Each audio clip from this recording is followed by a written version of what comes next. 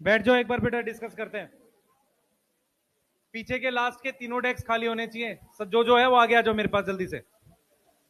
पीछे के सारे डेस्क खाली चाहिए मुझे, जल्दी फास्ट। आगे आ जाओ भाई जल्दी, अपने आप आ जाओ, नहीं तो मैं आऊंगा फिर पीछे।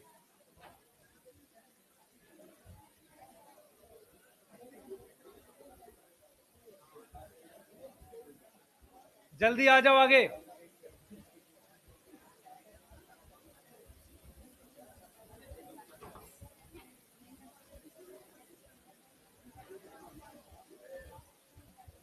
स्टार्ट कर रहे हैं बेटा। कुछ चीजें हैं जो सुनेंगे ध्यान से सब लोग। भाई सुन लो ध्यान से सब लोग। पहली बात, डाउट का टाइम 3 से 5 है। मैं यहाँ पे रहूंगा, आपके डाउट खत्म हो जाएंगे फिर मैं चला जाता हूँ नॉर्मली। ठीक है, तो जो भी डाउट होंगे आप पूछ लेंगे। दूसरा बेटा इधर सुनो, सारे बात नहीं करो।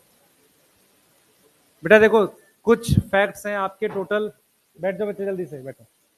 कुछ फैक्ट्स हैं जो आपको पता होने चाहिए। पहला फैक्ट ये है कि हर एक चीज का एक प्रोसेस होता है पढ़ने का।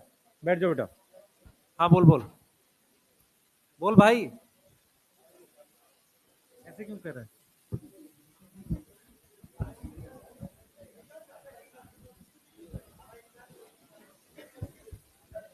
एक मिनट रुको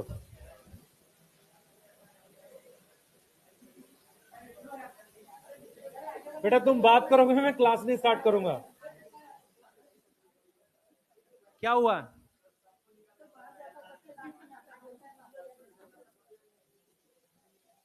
अच्छा,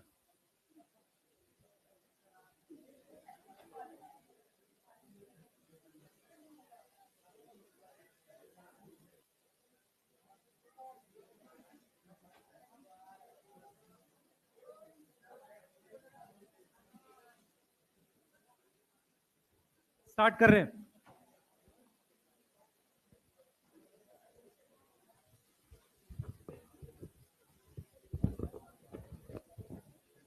इधर सुनो बेटा सारे सब लोग, बैठ जाओ भाई। क्या कर रहे हो तुम? हैं?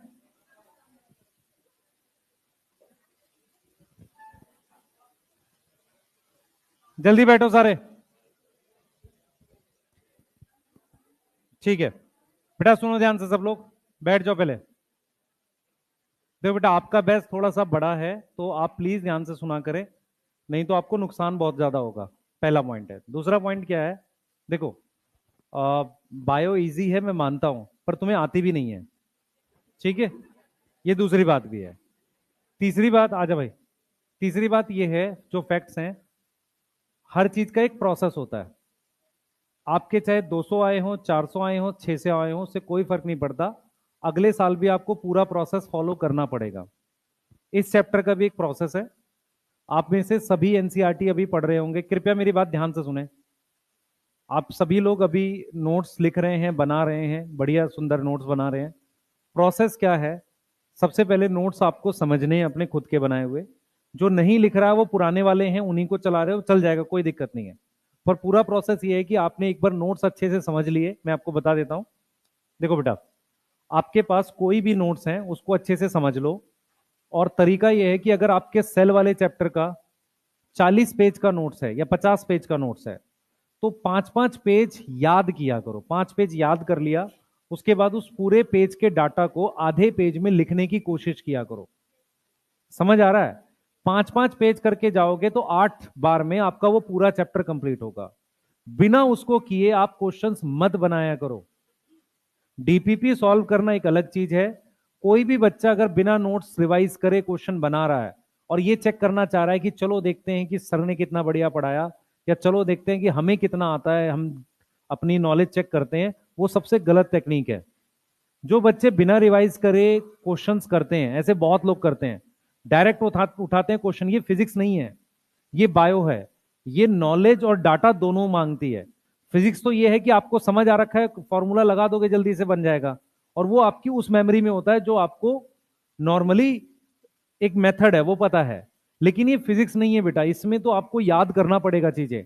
तो जो बिना नोट्स को याद करे क्वेश्चंस बनाते हैं, उनके साथ दिक्कत आती है वो सिली मिस्टेक वाली, 2 ऑप्शन में डाउट वाली, ये उन्हीं की दिक्कतें हैं। मैं क्लियर बता रहा हूं। तो इस चैप्टर का प्रोसेस बता देता हूं। आज हम जो करा रहे हैं, कल करा रहे हैं, मान लो मैक्सिमम, या परसों जब भी खत्म कर रहे हैं चैप्टर को, 200 क्वेश्चन मैंने कर लिए कंप्लीट उस चैप्टर के जो बना के देने हैं आपको, 50 और ऐड कर दूंगा, 50-60 आपको पूरे साल में वही बनाने हैं उस चैप्टर से। डीपीपी सॉल्व कर रहे हो, कोई बुक बना रहे हो, ठीक है, वो आपकी मर्जी है। तत्व भी बनाओ, मैं डाउट बता दूंगा, पर कोई बाहर का होगा एनसीईआरटी के बाहर का मैं नहीं बताऊंगा, ठीक है। मैं सिर्फ एक प्रोसेस सेट करना चाह रहा हूं। पहला, नोट्स बना लिए, सबने बनाए नहीं बनाए मुझे फर्क नहीं पड़ता, पर नोट्स होने चाहिए आपके पास। दूसरा, आपने एनसीईआरटी पढ़ ली। तीसरा, नोट्स याद कर लिए। और चौथा, एक मिनिमम सेट ऑफ क्वेश्चंस कर लिए। पांचवा स्टेप ये हो सकता है कि आप बोलोगे चैप्टर वाइज एक टेस्ट दे दूंगा आपको, जिसको आप आधे घंटे में घर पे खुद से लगा के दे लो, ठीक है। ये है, उसके बाद चैप्टर कंप्लीट होता है। सही है। आपका चैप्टर इस बात से कभी कंप्लीट नहीं होगा, चाहे आप कितने सुंदर नोट्स बना रहे हो, क्लास अटेंड कर रहे हो, नहीं कर रहे, मुझे उससे फर्क नहीं पड़ रहा। मुझे हर चैप्टर का प्रोसेस कंप्लीट चाहिए हर एक बच्चे से। क्लियर है? समझ आ रहा मैंने क्या प्रोसेस बता दिया? मुझे उसमें कोई गड़बड़ नहीं चाहिए। मेरे को, मैंने जिस दिन क्वेश्चन दे दिए उसके 2 दिन के बाद, जैसे मैं आपको क्वेश्चन दे दूंगा, इसी वीक में उसके डाउट पूछ के उसको खत्म करो, ठीक है। वो प्रोसेस खत्म हो गया। अब आपको क्या करना है, जब भी वो चैप्टर आएगा तो नोट्स को फिर से रिवाइज करना है। जितनी बार आप नोट्स रिवाइज करोगे उतना आपका टेस्ट अच्छा हुआ करेगा उस पर्टिकुलर चीज का। यही प्रोसेस है, इसके अलावा कोई रॉकेट साइंस नहीं है। ओएमआर भरने की कोई टेक्निक नहीं होती, वो सबको आती है, उसमें कोई टेक्निक नहीं है, ठीक है। हाउ टू फिल ओएमआर में ये नहीं कराने वाला आपको, वो आपको खुद सीखना है। दूसरा, स्पीड फर्स्ट हाफ में इंपॉर्टेंट नहीं है। पहले 2 महीने में आपकी स्पीड उतनी इंपॉर्टेंट नहीं है, पहले 2-3 महीने में आपकी एक्यूरेसी इंपॉर्टेंट है, ठीक है। तो टोटल आपके पास बेटा लगभग 300 दिन के आसपास का समय बचा है। ईमानदार रहो और पढ़ाई करो। मैं इन चीजों पे बिल्कुल बिलीव नहीं करता कि आप किस तरीके से सोचते हैं। इन द एंड ये पूरा प्रोसेस चैप्टर वाइज फॉलो होना चाहिए। समझ आ रहा है? क्लियर है? ये चीज, ये बेटा बहुत अच्छा लगता है एनवायरनमेंट की, हम बैठ के पढ़ रहे हैं, डायरेक्ट सर को देख रहे हैं, या हमें अच्छा लग रहा है, समझ आ रहा है। इन सब का एंड प्रोडक्ट क्या है? फाइनली आप कुछ क्वेश्चन सॉल्व करें और टेस्ट में अच्छा करके आए। क्लियर है? यहां तक क्लियर है बेटा सबको? ठीक है। मैं आपसे सिर्फ नंबर पूछूंगा कि आपके ये नंबर आए करेंगे, मैं इस टेस्ट के नहीं पूछ रहा। नेक्स्ट टेस्ट ऑनवर्ड में आपसे नंबर पूछूंगा मैं, उसके बाद की चीज से फर्क ही नहीं पड़ रहा। आप बीमार थे वो आपकी प्रॉब्लम है, आपने नहीं पढ़ा वो आपकी प्रॉब्लम है, वो मेरी नहीं है। और ना मैं इंटरेस्टेड हूं सुनने के लिए। आप समझ रहे हो मैं क्या बोलना चाह रहा हूं? क्योंकि आप अगर नहीं सिलेक्ट हो गए उसके बाद आप 10 रीजन देते रहो, कोई सुनने वाला नहीं है। क्लियर है? ठीक है बेटा, सही है। तो हम एक प्रोसेस है उसको फॉलो करेंगे।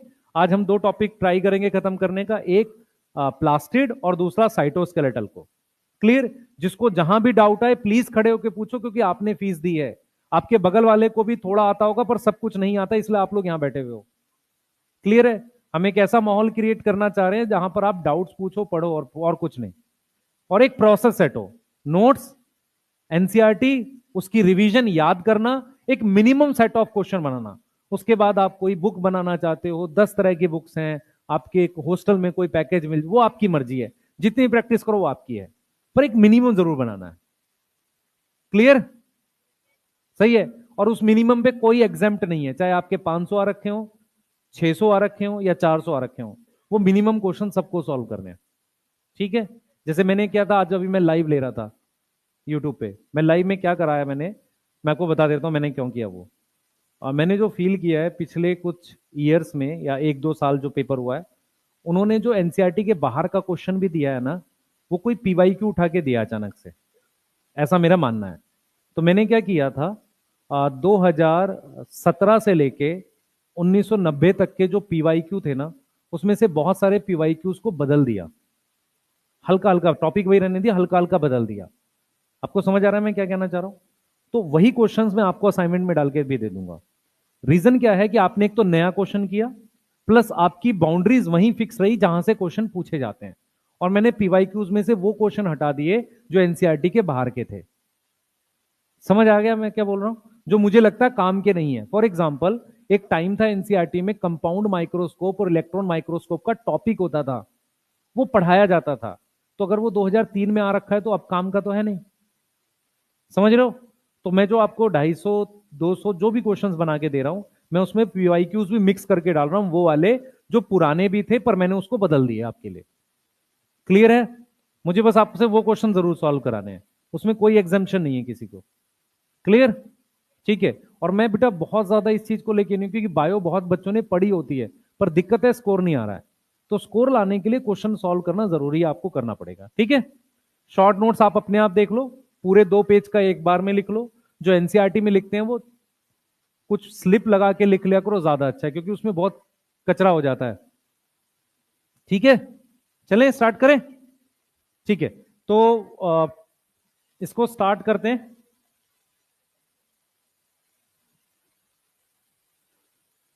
हम लास्ट क्या पढ़ रहे थे? पिगमेंट्स। पिगमेंट्स में एक बच्चा कह रहा है सर कुछ बता दो, इसमें देख लेते हैं। हाँ भाई, ये पिगमेंट्स हैं। देख मेरी बात समझ ध्यान से। पिगमेंट क्या होता है? पिगमेंट एक्चुअल में कंपाउंड होता है, समझ। जैसे मान ले कोई भी चीज एक कंपाउंड ही होती है, मान ले या तो एलिमेंट होगा या कंपाउंड होगा। तो पिगमेंट एक प्रकार का कंपाउंड होता है जिस पर लाइट एनर्जी पड़ के उसके इलेक्ट्रॉन एक्साइट हो सकते हैं, पहला पॉइंट। पिगमेंट प्रॉपर्टी के हिसाब से या तो पानी में घुलते हैं या वो किस में घुलते हैं? ऑर्गेनिक सॉल्वेंट में। ऑर्गेनिक सॉल्वेंट आपको पता होना चाहिए क्या होता है, ईथर, अल्कोहल। ठीक है, तो हम क्या लिख देते हैं उसको, कई बार फैट सॉल्युबल लिख देते हैं। तो जो पानी में घुलने वाला है उसका नाम क्या है? एंथोसाइनिन। ठीक है, और जो पानी उसमें घुल वाटर इनसॉल्युबल, उसमें क्लोरोफिल है जो हरे रंग का होता है, और दूसरा हमारे पास कैरोटिनोइड्स है। कैरोटिनोइड्स पिगमेंट का कलर रेड, ऑरेंज, येलो होता है। सही है? क्लियर है? बोलो बेटा। रेड, ऑरेंज और येलो होता है। यहां तक समझ में आ रहा है? ठीक है, क्लियर। अब इसमें हमने क्या किया बेटा, ये फॉर्मूले की जरूरत नहीं थी मुझे, मैंने जस्ट ये इसलिए लिखा है ताकि मैं ये दिखा सकूं, देखो मेरे को कितना आता है। ठीक है, इसकी जरूरत है नहीं एक्चुअल में। बच्चे मैं इसलिए भी बोल रहा हूं कि बहुत सारे टीचर्स डाटा लिखते हैं, उसका यूज नहीं है, उसका फायदा नहीं है आपको, है ना। फॉर्मूला नहीं पूछेगा, बायो का पेपर है। ठीक है, तो मुझे कैरोटीन पता होना चाहिए और जेंथोफिल पता होना चाहिए। ठीक, कैरोटीन में क्या आएगा? बीटा कैरोटीन और लाइकोपिन। ठीक है, नाम से पता चल रहा है बीटा कैरोटीन। अब इसका एक क्वेश्चन बता देता हूं। बीटा कैरोटीन, ध्यान से सुनना, बीटा कैरोटीन में 40 कार्बन होती है जैसा कि हमने यहां लिखा था। ठीक है, विटामिन ए में 20 कार्बन होती है। ठीक है, तो इसका मतलब यह हुआ कि बीटा कैरोटीन टूटकर 2 विटामिन ए बनाता होगा। सही है? ठीक है, ये जूलॉजी में एक बार क्वेश्चन आया था। बीटा कैरोटीन का एक मॉलिक्यूल 2 विटामिन ए के मॉलिक्यूल बनाता है, ऐसा पीवाईक्यू है एक। इसीलिए मैं कई बार बता देता हूं इस बात को, पर एज सच नीड नहीं है, क्योंकि वो एक एक इवेंट था जब उसने ऐसा पूछ लिया। उसको ऐसा पूछना नहीं। पिछले 2 साल से, हम 3 साल से कोई ट्रेंड नहीं देख रहे कि वो एनसीईआरटी के बाहर कुछ जा रहा है। क्लियर है? और अगर वो बाहर भी जा रहा है तो उनके पास कोई ऐसा मैकेनिज्म नहीं है जिसमें वो ये सोच सके यार कोई ऐसा टॉपिक हो जिसमें पूछे नहीं। आंख बंद करके किसी भी स्टेट का कोई एग्जाम का क्वेश्चन उठा के डाल देंगे। ठीक है, अब तुम्हें आइडिया लग रहा होगा वेंटीए या कोई भी ऑर्गेनाइजेशन जो पेपर सेट करते हैं, अंटिल वो यूपीएससी का पेपर नहीं है, कोई खास ध्यान नहीं रखा जाता। सब चल रहा है। 2-3 चीजें आजकल ध्यान रखी जाती हैं। पहला, पेपर मुश्किल ना बने, क्योंकि एक टाइम हुआ था जब सीबीएसई का मैथ का पेपर मुश्किल आता था, बच्चे फेल होते थे, उस पर बहुत आवाज उठी थी, तो चेयरमैन वगैरह की जॉब चली जाती थी। तो उन्होंने एक बात सोच ली, पेपर आसान बना दो, भले ही सिलेक्शन ना हो किसी का। आप समझो मेरी बात, उनका एक थॉट प्रोसेस क्लियर है, पेपर आसान होना चाहिए, बच्चा से मतलब नहीं हमें। बैलेंस पेपर अलग होता है, आसान पेपर अलग होता है। तो अभी सब जितने भी, क्योंकि वो मैक्सिमम जो है वो आईएएस हैं जो इस चीज को संभाल रहे होते हैं, उनका एक थॉट प्रोसेस फिक्स है, पेपर आसान बनाओ, बाकी जो होता है होने दो। लेकिन जो पेपर आईआईटी सेट करते हैं वो डिफरेंट होता है, क्योंकि वहां पे वो प्रोफेसर है। मेरी बात समझ में आ रही है? तो इसलिए कोई पैटर्न नहीं है, प्लीज एनसीईआरटी पढ़े, क्योंकि 99% चीजें वहां से आएंगी। ठीक है, जो बाहर से आए उसके लिए मैं नहीं पढ़ा सकता, कोई भी नहीं पढ़ा सकता। क्लियर? सही है, तो हम लोग इस चीज के बाद अब आगे जाएंगे और प्लास्टिड्स पढ़ेंगे। कितनी किंगडम होती हैं? 5। ठीक, 6, 5 अभी फिलहाल 5 हम लोग वीटेकर को मांग रहे हैं। ठीक है, कार्ल बूच को नहीं। 5 किंगडम में मोनेरा प्रोकैरियोट है, प्रोटिस्टा यूकैरियोट है, फंजाई, प्लांटेई, एनिमेलिया। इन पांचों किंगडम में से दो किंगडम के पास प्लास्टिड्स होते हैं, एक प्रोटिस्टा में यूग्लिनोइड्स और प्लांट सेल्स में। ठीक है, तो हम लोग जब प्लास्टिड्स की अब डिटेल पढ़ेंगे, हेडिंग डाल लो, तो सबसे पहले दो तीन बातें ध्यान रखनी है। पहला, प्लास्टिड मुझे माइक्रोस्कोप में दिख जाता है, ठीक है, क्योंकि वो लार्ज साइज का होता है। हेडिंग डालो, प्लास्टिड्स पढ़ते हैं।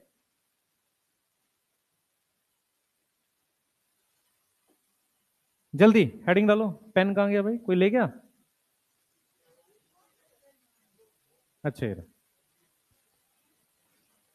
चलो भाई हेडिंग डालते हैं। सबसे पहले प्लास्टिड्स के बारे में पढ़ते हैं।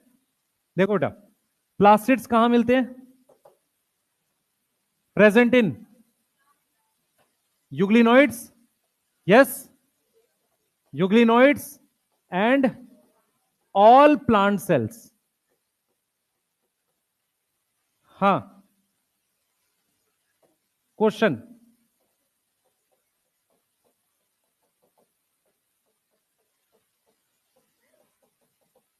ए,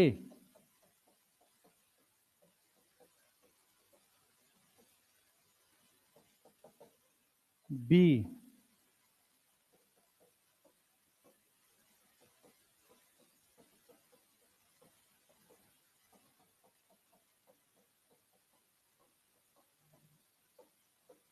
समझ आ रहा है ये क्या कह रहा हूं मैं?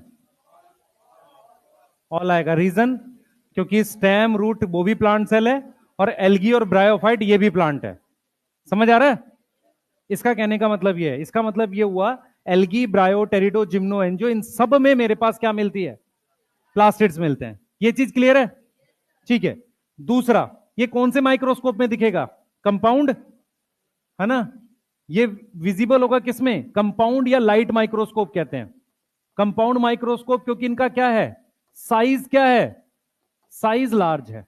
साइज लार्ज है, और इनके पास क्या प्रेजेंट होते हैं?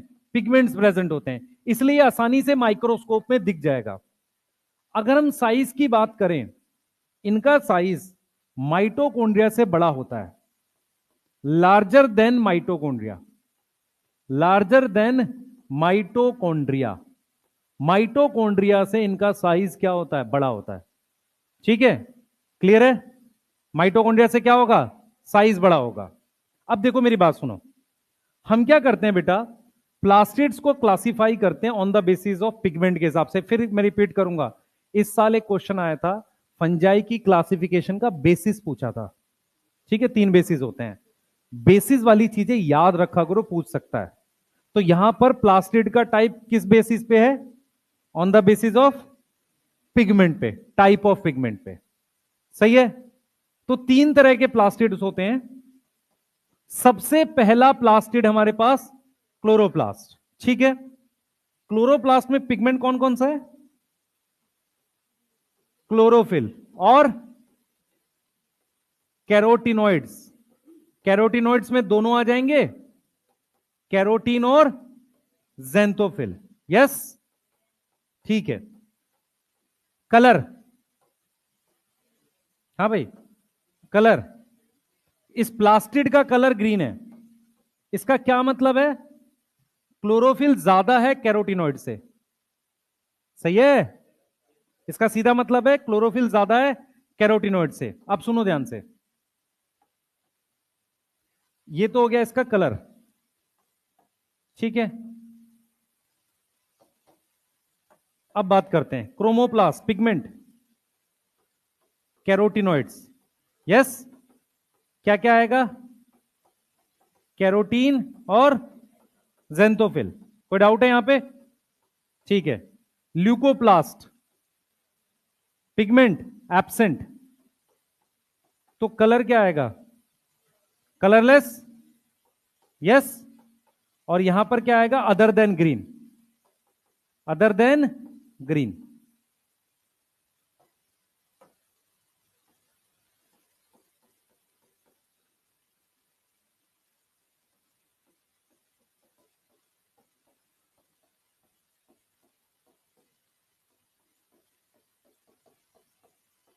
क्वेश्चन है ये।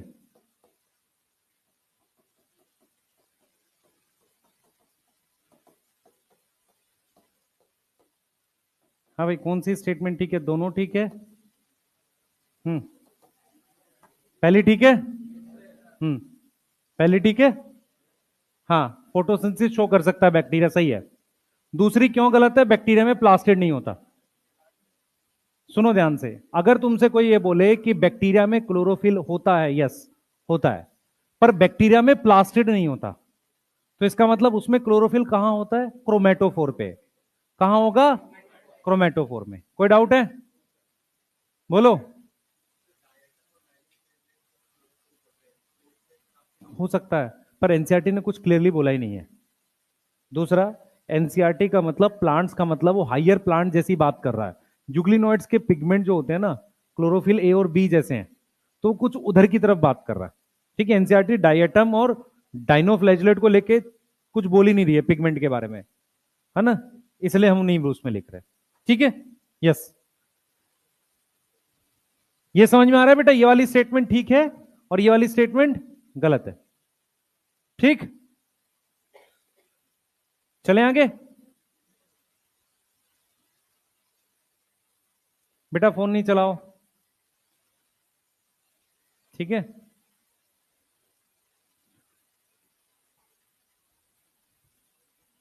कौन जीत गया? अफगानिस्तान, बांग्लादेश? कौन फोन चला रहा था ना? पापी। ये देखो, अलग ही चल रहा है इंडिया। यहाँ प्रोटेस्ट चल रहा है एनटी के खिलाफ, इनकलाब जिंदाबाद कर रहे हैं नहीं, अलग ही है। चलो,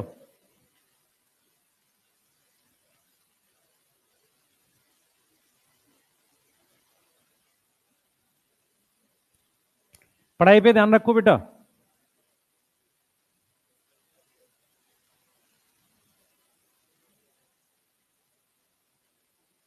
ठीक है, चलें।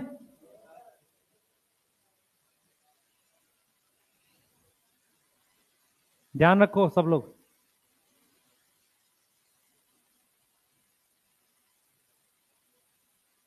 च्युइंगम ना खाया करो भाई मेरी क्लास में, है ना। हाँ,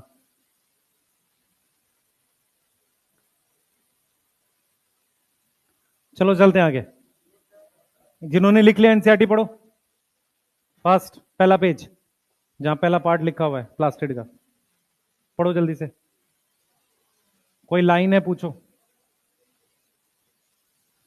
बच्चे 99% चीजें आपके नोट्स में से आएगी, प्लीज नोट्स को याद करो सब लोग। कोई क्वेश्चन बाहर से नहीं जाएगा, प्लीज नोट्स को याद करना शुरू कर दो।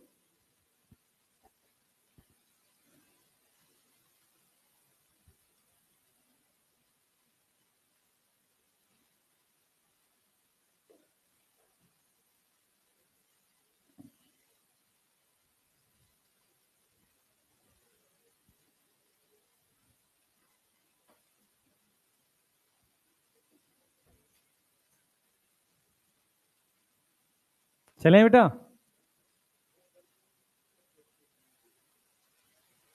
लिख लो। बेटा पुराने नोट्स यूज कर सकते हो, पर कोई नई चीज मिले लिख लिया करो, ठीक है?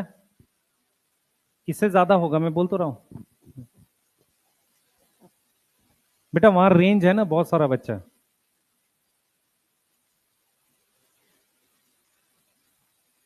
इससे ज्यादा होगा जितना मैं करा रहा हूं। चलिए, हाँ भाई जरा देखें एक बार ये वाला डायग्राम। ये पता है इसमें क्या क्या बनाना है मुझे? देखो बेटा, मेरे पास रूट नॉन ग्रीन होती है, तो रूट सेल में कौन सा प्लास्टिड होगा? ल्यूकोप्लास्ट लिख दो। यस। लीफ और स्टेम में मेनली क्लोरोप्लास्ट, पर ये स्टेम कैसी होनी चाहिए? ग्रीन। फ्लावर और फ्रूट में क्रोमोप्लास्ट। यस, ठीक है। तो एक कोई ना कोई तरह का प्लास्टिड प्रेजेंट होता है। अब मैं यहां पर एक कॉन्सेप्ट बता रहा हूं, उसको सुन लो ध्यान से। इसको मैं बता रहा हूं यहां पर, जिसको नहीं समझ में आया पूछ लेना। देखो प्रोप्लास्टिड क्या होता है। हमारे पास ये चने का सीड है, ग्राम कहते हैं चने को, ठीक है। सही है। इसमें इस तरीके से जब जर्मिनेट करता है, ठीक है, ऐसे मेरे पास ये प्लूम्यूल निकल गया, मान लो प्लूम्यूल समझ में आता है, रेडिकल और प्लूम्यूल टाइप से कुछ चीज, ठीक है। इस प्लूम्यूल के जो सेल होते हैं उनमें प्रोप्लास्टिड होता है। प्रोप्लास्टिड मतलब कोई कलर नहीं है। जब इस पर लाइट पड़ती है ना, लाइट पड़ती है, तब हमारे पास प्लास्टिड्स डेवलप होते हैं कलर वाले। मतलब मेरा कहने का मतलब यह है कि ये ग्राम का सीड है। अब इसमें कलर तब आएगा, इसमें कलर तब आएगा जब इस पर लाइट पड़ेगी, नहीं तो ये सफेद रह जाएगा। तो आपसे मैं कॉन्सेप्ट ऑफ प्रोप्लास्टिड कहने का मतलब मेरा ये है, ध्यान से सुनना जो मैं आपको बताऊंगा। सभी तरह के प्लांट और एनिमल या कोई भी ऑर्गेनिज्म जाइगोट से बना है। मैं यूकैरियोट की बात कर रहा हूं। सभी किससे बने हैं? जाइगोट से। तो जो प्लांट का जाइगोट होता है ना, उसमें कोई ना कोई प्लास्टिड जरूर होता है। अब वो कौन सा होगा? क्रोमो होगा, क्लोरो होगा, या ल्यूको होगा। उसमें जो प्लास्टिड होता है ना जाइगोट में, वो प्रोप्लास्टिड होता है। मतलब एक ऐसा प्लास्टिड जो अभी पूरी तरीके से डेवलप नहीं हुआ है। फॉर एग्जाम्पल, आपके जो आरबीसी होते हैं, आरबीसी से पहले एक स्टेज आती है इमेच्योर आरबीसी आती है, उसमें न्यूक्लियस होता है, बाद में वो न्यूक्लियस निकल जाता है। ऐसे ही प्लास्टिड से पहले एक स्टेज होती है प्रोप्लास्टिड। वो क्लोरोप्लास्ट और क्रोमोप्लास्ट तब बनता है जब उस पर लाइट पड़ती है, नहीं तो वो कलर उसमें आता ही नहीं है। इसका मतलब बिना लाइट के क्लोरोप्लास्ट डेवलप ही नहीं करता। ये बात समझ आ रही है? इसका बेस्ट एग्जांपल है, अगर आप ये जो ग्राम है ना चना, इसको भिगो के रखे रहो, थोड़ा सा अंकुरित हो जाए, जर्मिनेट कर जाए, और इसको एक गीले कपड़े में बांध के रख दो, व्हाइट कलर का काफी बड़ा स्ट्रक्चर ग्रो कर जाएगा, पर उसमें कलर नहीं आएगा। अगर वो अंधेरे में रहा, लाइट में रहेगा तो ही उसमें कलर आएगा, क्योंकि क्लोरोप्लास्ट डेवलप करेगा। इसका मतलब उसकी सभी कोशिका और सेल में जो प्लास्टिड है वो कौन से हैं? प्रोप्लास्टिड, जो फाइनली लाइट की वजह से क्लोरो और क्रोमो में बनेंगे। इसीलिए लाइट इस पर भी पड़ती है और इसमें भी पड़ती है। इनमें क्रोमो और क्लोरोप्लास्ट है। ये जमीन के नीचे का हिस्सा है, इसलिए इसमें कौन सा प्लास्टिड है? ल्यूकोप्लास्ट। समझ आ रहा है? क्योंकि ल्यूकोप्लास्ट वो प्लास्टिड है जो चीजें स्टोर कर सकता है। वो भी बाद में बना है, शुरू से नहीं था। क्लियर है? बोलो, ये बात समझ में आ रही है?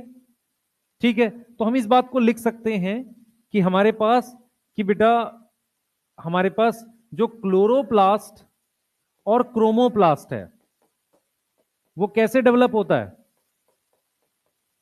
कैसे डेवलप होता है? Develop from proplastid. किसकी वजह से?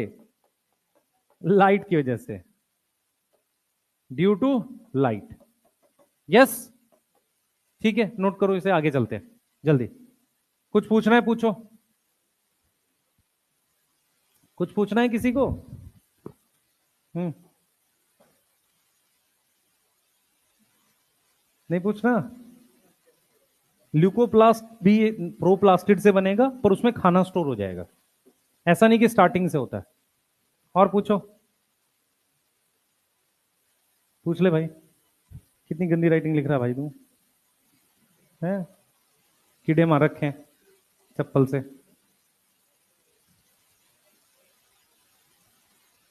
तो ये लिख ही नहीं रहा था नोट्स। नोट्स नहीं लिखता बेटा तो?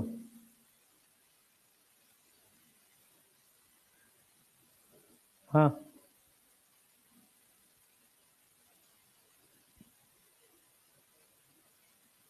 पर्पल और ब्लू कलर का होता है एंथोसाइनिन, पर्पल होता है वैसे तो। कहाँ ब्लैक है? उसमें ब्लैक भी लिखा हुआ है। कहाँ, कब लिखा है हमने? लिख ले, क्या हो गया? असल में क्या है, बहुत सारे फ्रूट्स जो होते हैं ना, ब्लैक, पर्पल और ब्लू के उसमें होते हैं, उन्हीं में से कोई कलर होगा। पीएच पे डिपेंड करता है, ज्यादा ध्यान रखो। बस एंथोसाइनिन का नाम याद कर ले, ठीक है। कुछ पूछना है किसी को? हाँ बेटा। हम्म। हाँ, क्योंकि कैरोटीनॉइड का अमाउंट कम है। नहीं? हाँ, और पूछो।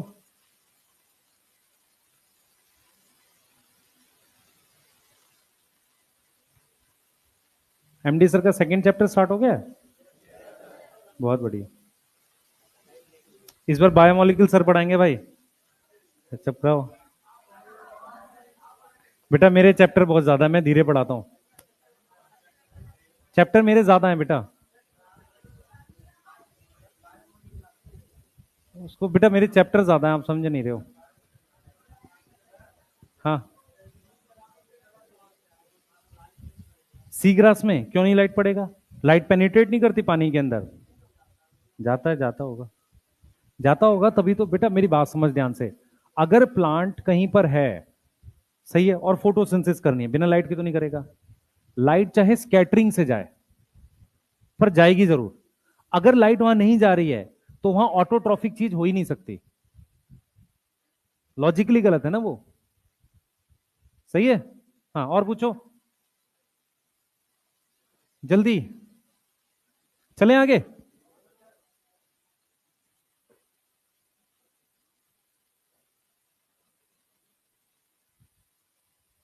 बेटा एमडी सर ने दो चैप्टर में से कोई एक मांगा था, मॉलिक्यूलर और बायोमॉलिक्यूल में से। ठीक है, तो ऐसा नहीं होता बेटा, वो अलग चीजें देखेंगे उसको। सेल साइकिल नहीं छोड़ना। न्यूक्लिक एसिड तो वैसे भी जेनेटिक्स में है, वो तो मैं वैसे भी पढ़ाता हूँ। बच्चे अभी पहले चलने दो, पहले ह्यूमन फ्यूजो पढ़ा रहे हैं। मैं क्या पढ़ा रहा हूँ आपको अभी? ये पढ़ाऊंगा, इसके बाद सेल साइकिल पढ़ाऊंगा। ठीक है, और कोई वीक ऐसा आएगा जिसमें 2 दिन या 3 दिन बच रहे होंगे चैप्टर खत्म होके, मैं लिविंग वर्ल्ड उसी 2-3 क्लास में पढ़ा दूंगा। समझ में आ रहा है? क्योंकि लिविंग वर्ल्ड में ज्यादा क्लास में नहीं पढ़ाऊंगा, लिविंग वर्ल्ड आसान टॉपिक है। ठीक है, उसके बाद आगे आप, क्योंकि लिविंग वर्ल्ड में कट गया काफी सारा, फिर हम लोग बायोलॉजिकल पढ़ रहे होंगे। ठीक, प्लांट किंगडम, मॉर्फो एनॉटमी, और इस बार क्वेश्चन ज्यादा मॉर्फो के आए थे, तो मॉर्फो वैसे ही नॉर्मल तरीके से याद करा देंगे। हाँ, याद करा देंगे ना, उसको याद ही तो कराना है। ठीक है, अब दिक्कत आती है एनॉटमी में। एनॉटमी पूरी पढ़ानी पड़ेगी, नहीं तो वो आपके बनेंगे नहीं क्वेश्चन। सेकेंडरी ग्रोथ का इस बार क्वेश्चन था कोई? नहीं था ना? सेकेंडरी ग्रोथ छोड़ देंगे। ठीक है, चलें आगे। करना जल्दी पर लिख बेटा। बच्चे ये तो मैंने ऐसी बता दी कि आएगा आएगा नहीं, इसमें कॉन्सेप्ट होता है इटियोलेशन। ये पीवी पीवाई क्यू में इटियोलेशन पता है किसी को? सुना है किसी ने? नहीं सुना? पीवाई क्यू में सुनो ध्यान से क्या होता है। आपको एक टॉपिक पढ़ाएंगे, वहां पढ़ा दूंगा इसको, नहीं तो प्लांट ग्रोथ में एक टॉपिक होता है जिसे हम बोलते हैं प्लास्टिसिटी। प्लास्टिसिटी का मतलब होता है अलग तरह का बर्ताव। यदि प्लांट के किसी हिस्से पे लाइट पड़ती है तो वो क्लोरोप्लास्ट डेवलप कर रहा है, नहीं तो नहीं कर रहा है। इसका मतलब एनवायरमेंट के हिसाब से अलग टाइप का बर्ताव कर रहा है। समझ आ रहा है? एनवायरमेंट के हिसाब से प्लांट अगर अलग तरह का बर्ताव करे, उसे क्या बोलते हैं? प्लास्टिसिटी। प्लास्टिसिटी का एक उदाहरण हेट्रोफिली है। अगर किसी ने धनिया कभी उगाते हुए देखा हो, सबसे पहली लीफ अलग आती है, बाद में कटी हुई लीफ आती है उसकी, वो कौन सी हो गई? Developmental heterophylly. दो तरह की लीफ मतलब हेट्रोफिली। इटियोलेशन का मतलब होता है पौधे का, प्लांट का वो हिस्सा जो लाइट में नहीं है, वो कैसा रह जाए? सफेद रह जाए। कैसा रह जाए? सफेद रह जाए। उसे हम क्या बोलेंगे? इटियोलेशन बोलेंगे। और ये आपने देखा भी है बेटा कि प्याज का वो हिस्सा जो ऊपर आ जाता है वो हरा हो जाता है, नीचे की तरफ थोड़ा सा सफेद रहता है। देखा है ये चीज आपने? ये आप रिलेट कर सकते हो। ठीक है, इटियोलेशन का यही मीनिंग होता है कि अगर लाइट नहीं मिली तो चीज कैसी रह गई? सफेद रह गई। क्योंकि क्लोरोप्लास्ट डेवलप होने के लिए लाइट चाहिए। समझ आ रहा है? समझ आया? क्लियर? इसीलिए जो कैलस बनाते हैं ना टिश्यू कल्चर में, वो अंधेरे में बनाते हैं, क्योंकि अंधेरे में सेल डिवाइड होकर मास बना लेगा, लेकिन उसमें रूट और शूट बनाने के लिए लाइट देनी जरूरी है। फिर समझ आया मैंने क्या बोला? कैलस हमेशा कैसे बनाते हैं? टिश्यू कल्चर में बनाते हैं, ऑक्सीजन साइटोकाइनिन बराबर देते हैं। उसके अलावा उसको लाइट नहीं देते, डार्क में बनाते हैं। लेकिन जैसे ही लाइट देंगे तो स्टेम बनने लगेगी, रूट बनने लगेगी, और स्टेम कैसी बनेगी? हरी बनेगी। क्लियर है?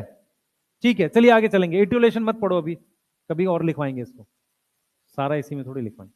आ जाओ, ल्यूकोप्लास्ट बताओ भाई। सबसे पहले ल्यूकोप्लास्ट कैसा प्लास्टिड है? कलरलेस। स्टोरेज प्लास्टिड है, कलर है इसमें नहीं। तो कलर नहीं है तो इसका क्या मतलब है, इसमें पिगमेंट एब्सेंट है। इसमें क्या है, पिगमेंट एब्सेंट है। दूसरी चीज, इसका शेप एंड साइज वेरी करता है। ऐसा क्यों होता है, क्योंकि चीजें स्टोर करनी है। ठीक। अब ल्यूकोप्लास्ट खुद से 3 टाइप का है, ये पता है आप लोगों को थोड़ा थोड़ा। सबसे पहले हमारे पास अमाइलोप्लास्ट है। अमाइलो वर्ड किससे आता, अमाइलम से। अमाइलम स्टार्च का एक नाम होता है। तो ये क्या स्टोर करता है, कार्बोहाइड्रेट। क्या स्टोर कर रहा है, कार्बोहाइड्रेट। यस, कार्बोहाइड्रेट में मेनली हम लिख रहे हैं स्टार्च। ठीक है। इसका एग्जाम्पल है पोटैटो का ट्यूबर। पोटैटो स्टेम है, रूट है, स्टेम है। ठीक है। तो अमाइलोप्लास्ट क्या स्टोर कर रहा है, स्टार्च स्टोर कर रहा है। किसके अंदर, पोटैटो के ट्यूबर में। ठीक। दूसरा दूसरा हमने लिखा इलाइलोप्लास्ट। इलाइलो इलाइलोप्लास्ट क्या स्टोर कर रहा है, स्टोर फैट और ऑयल। यस। तीसरा एलियोनो प्लास्ट क्या स्टोर कर रहा है, प्रोटीन स्टोर कर रहा है। ठीक है, क्लियर। एक क्वेश्चन लिखेंगे,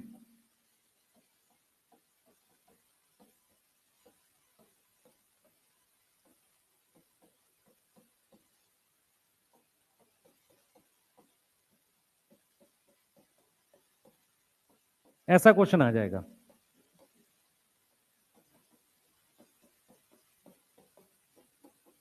किसी को समझ में आया ये क्वेश्चन, किसको नहीं समझ में आया हाथ खड़ा कर लो इसमें। हाँ भाई, कैस्टर में ऑयल स्टोर होता है, जो मटर वगैरह है उसमें प्रोटीन स्टोर होता है। ठीक है। और चावल में, धान और गेहूं में प्रोटीन, वो स्टार्च स्टोर होता है। क्या स्टोर होता है, स्टार्च। तो उसके हिसाब से हम रिलेट कर सकते हैं, कैस्टर में क्या होगा, ऑयल। कैस्टर ऑयल सीड है बेटा, तो इसमें क्या आएगा, इलाइलोप्लास्ट। ठीक है, क्लियर है।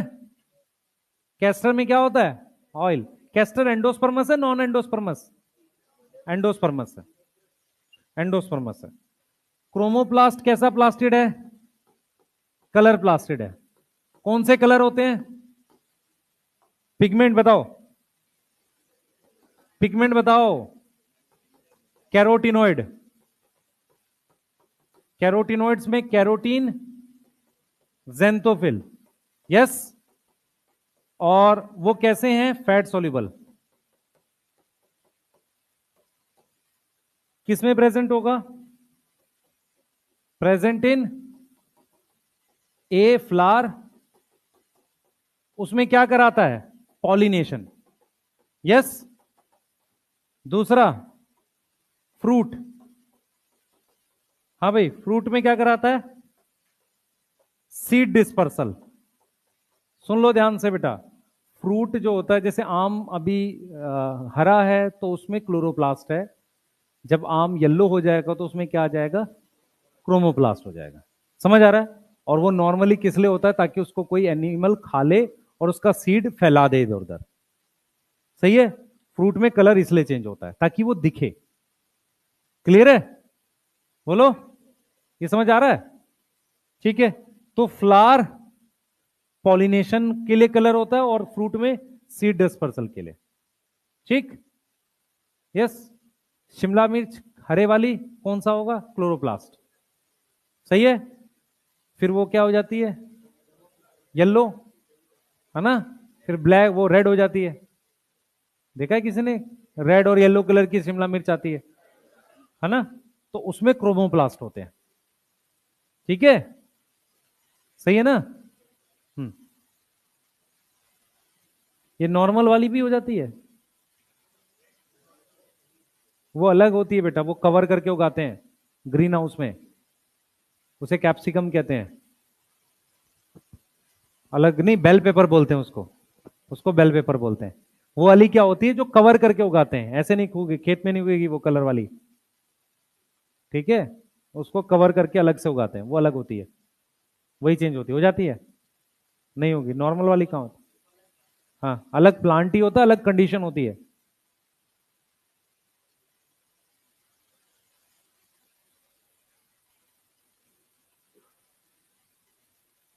लिख लिया बेटा लास्ट? लिख लिया? चलिए आगे करते हैं। जिन्होंने लिख लिया एनसीईआरटी पढ़ लो, पढ़ लिया करो यार तुम लोग।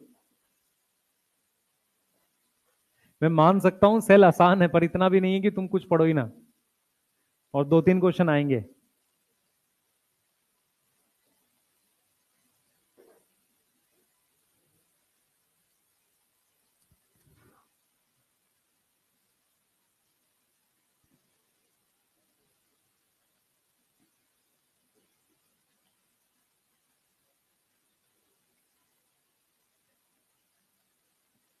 चले?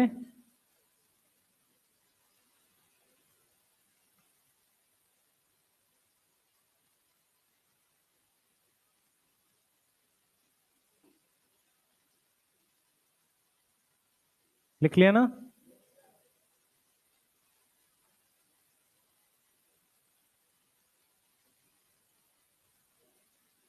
तुम लोग का बैच अभी सेपरेट नहीं हुआ?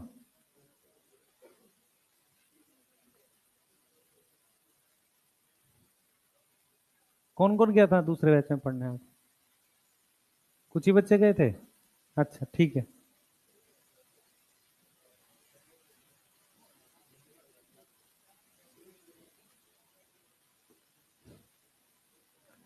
बेटा सबसे ज्यादा जरूरी है तुम सेटल होके पढ़ो अब, इन सब चीजों से बहुत फर्क नहीं पड़ेगा, और अपने डाउट्स के लिए खुद से टीचर से टाइम लो, उनके पीछे पढ़ो। इधर देखो भाई, जो मैं मार्क कर रहा हूं ये समझ में आ रहा है?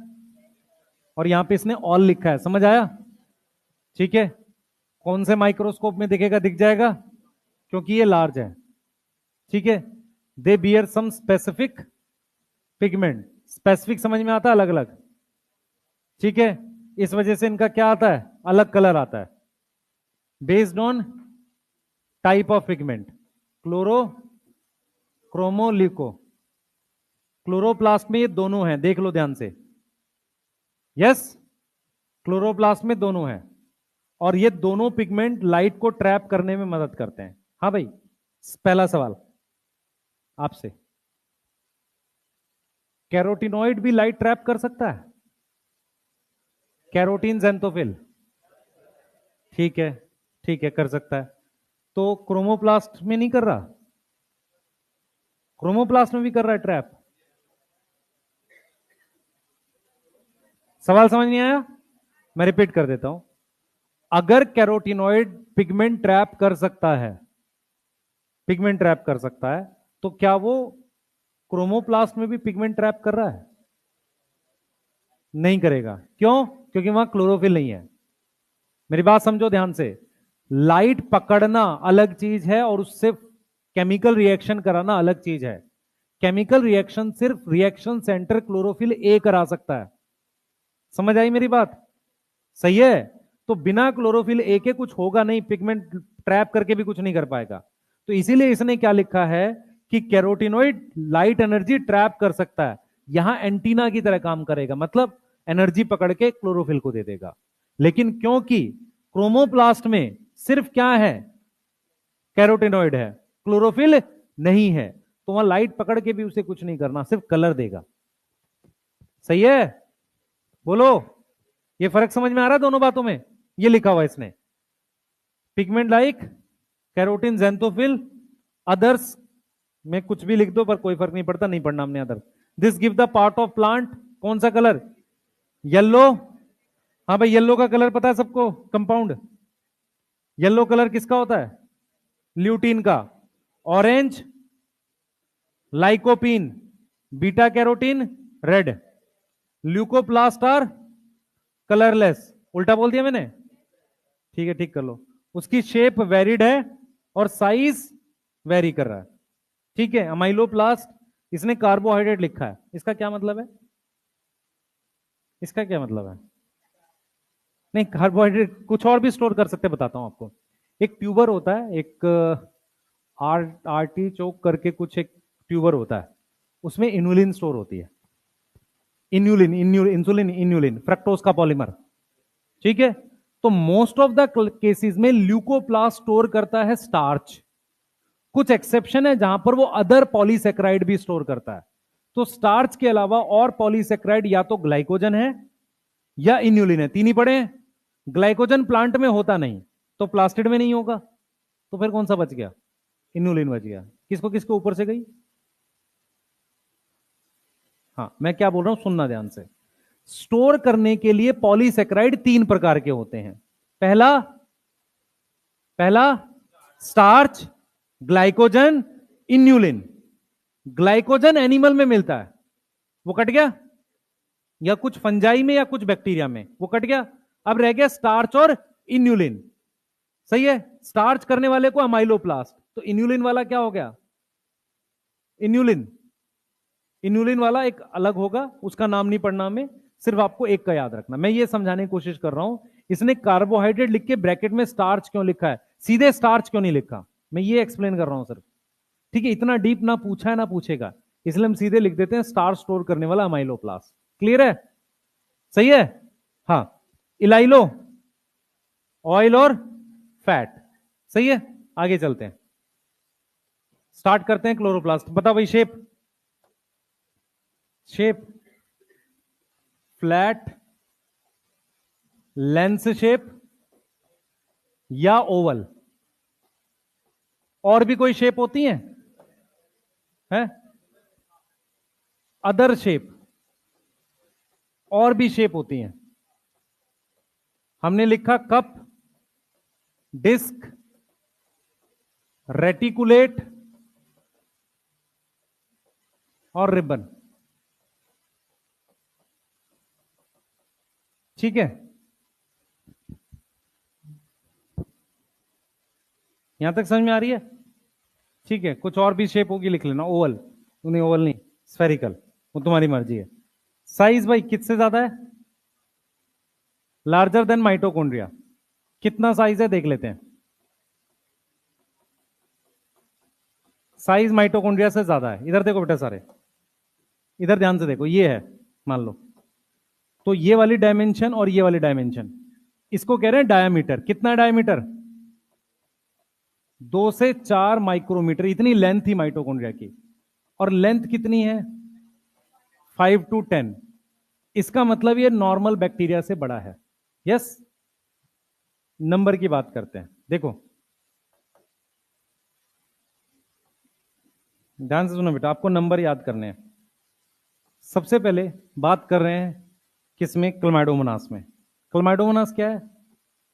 एल्गी है, ग्रीन एल्गी में आ रहा है। तो क्लैमाइडोमोनास सिंगल सेल है, सिंगल सेल एल्गी है। उसमें देखो कितने क्लोरोप्लास्ट होते हैं, बोर्ड पे ध्यान रखो बेटा। ये ऐसा दिखता है ये देखने में, इसमें ये सिंगल क्लोरोप्लास्ट है। यस, सिंगल क्लोरोप्लास्ट है। उसके अलावा ये मेरे पास लीफ है, लीफ। लीफ के अंदर फोटोसिंथेटिक सेल का नाम होता है, जो सेल फोटोसिंथेसिस करते हैं उनका नाम होता है, क्या नाम है? Mesophyll cell. मीजोफिल सेल में लगभग 20 से 40 क्लोरोप्लास्ट दे रखे हैं। यस। तो इस पूरे पेज पे जो डाटा आपका काम का है, एक तो ये है, ठीक है, एक ये है, एक ये है और एक ये है। मैं इसलिए बोल रहा हूं आपको डाटा पता होना चाहिए।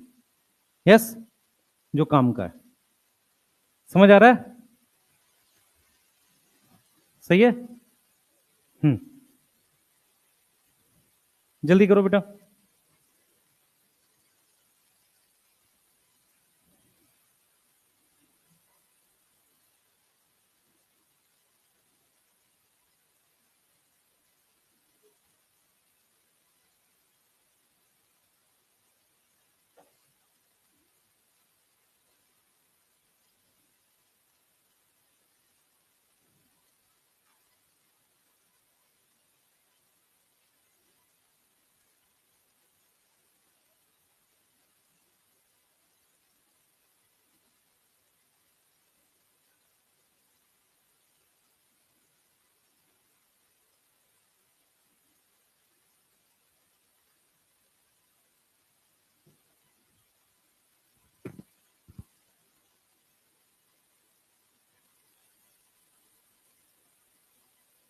बना लो बेटा एक बार।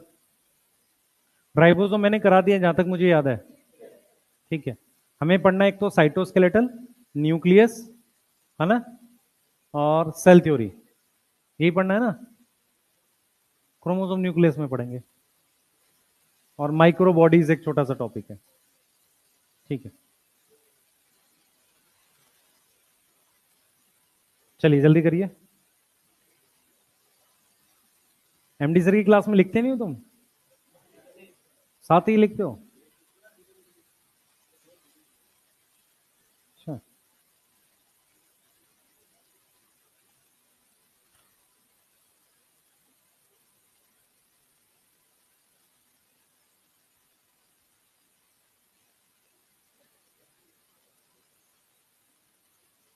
भाई तुम लिख नहीं रहे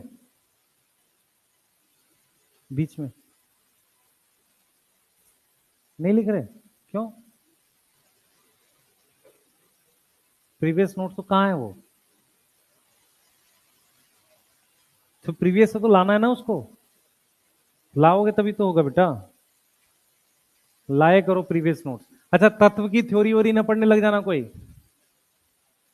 वो जो मॉड्यूल है उसकी थ्योरी नहीं पढ़नी, पता है ना। हाँ, कर दी स्टार्ट पढ़नी, वो ज्यादा है वो नहीं करनी, वो उन बच्चों के लिए जिनको सिलेक्ट नहीं होना होता। हाँ है, हाँ वो नहीं के लिए, वो 5-10 साइंटिस्ट हैं शुरुआत में, पता नहीं कितने तरह के हुक लिखे हुए, रॉबर्ट हुक, ये हुक वो हुक, वो कराएंगे बेटा, अभी नहीं कराया वो, उस पर बात करेंगे। हाँ बेटा, टेस्ट में क्वेश्चन था वो स्टेटमेंट वाला जिसमें आप यू वो फीचर दे रखा था और सेल का असर्शन रीजन का क्वेश्चन था, उसको ध्यान रखना, नीचे वाली स्टेटमेंट ऊपर करनी है कि वो सेल जो है स्पेसिफिक फंक्शन करता है और फंडामेंटल स्ट्रक्चर, वो ऊपर नीचे पलटना है उसको, वो असर्शन होगा, वो नीचे वाली चीज वो रीजन था, वो पलटना पड़ेगा। असर्शन रीजन का एक क्वेश्चन था, असर्शन रीजन का एक क्वेश्चन था, cell is a fundamental unit of life, फिर उसके नीचे वो कुछ था, तो उसमें फंडामेंटल यूनिट वाली बात नीचे लिखी थी रीजन में, उल्टा है वो, सही है। हाँ, ऑप्शन में था यार। अच्छा चलो ठीक है, क्लोरोप्लास्ट का डायग्राम बना रहे हैं बेटा, जल्दी करेंगे।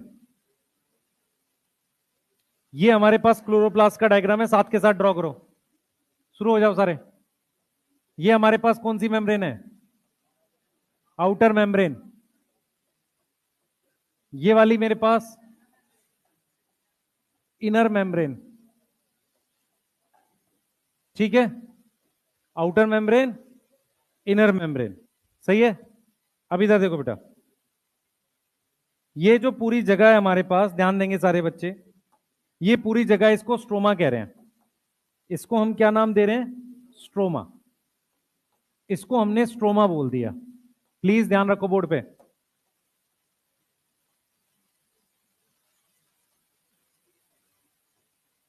ये हम थाइलाकॉइड बना रहे हैं, यहां पर एक गड़बड़ है, ध्यान से देख लेना, और वो मैं गड़बड़ बता देता हूं क्या है। हम इस तरीके से इसको जोड़ भी रहे हैं, ऐसे, ठीक है, देखो,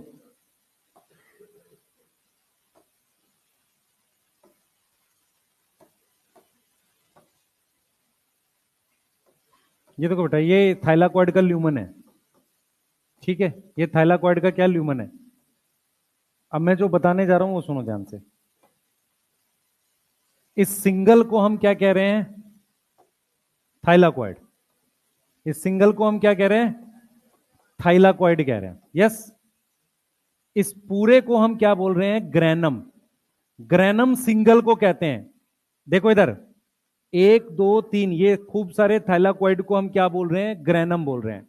ये ग्रैनम वर्ड एक सिंगल के लिए होता है, बहुत सारे ग्रैनम को ग्रैना कहते हैं, मैं यहां लिख रहा हूं, मैनी ग्रैनम, क्या बोलते हैं उसको?